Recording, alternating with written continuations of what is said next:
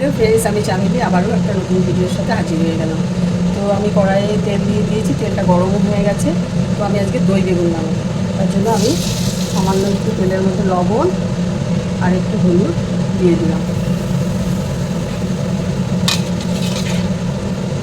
এখন বেগুনগুলো ফ্রাই করে নেবো তেলের মধ্যে।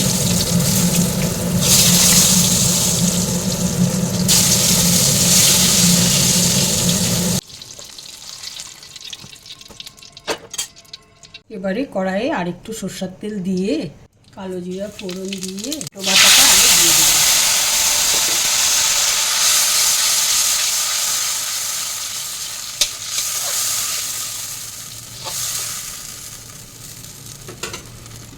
হলুদ, স্বাদ মতো লবণ দিয়ে এবার সরষা পোস্ত বাটাটা দিয়ে দেবো। আর টক দইটা ফেটিয়ে রেখেছি, ওটাও দিয়ে দেবো। এবার ভালো করে একটু কষিয়ে নেব। এবারে অল্প জল দিয়ে জলটা ফুটলে তারপর বেগুনগুলো দিয়ে দিতে হবে।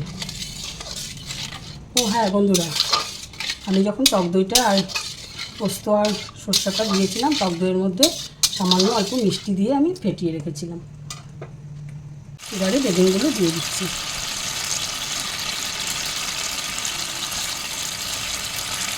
এবারে ওপর দিয়ে সামান্য একটু কাঁচা তেল দিয়ে নামিয়ে নিলে রেডি হয়ে গেল আমার দই বেগুন। টাটা বন্ধুরা, আবার নেক্সট ভিডিওতে দেখা হবে।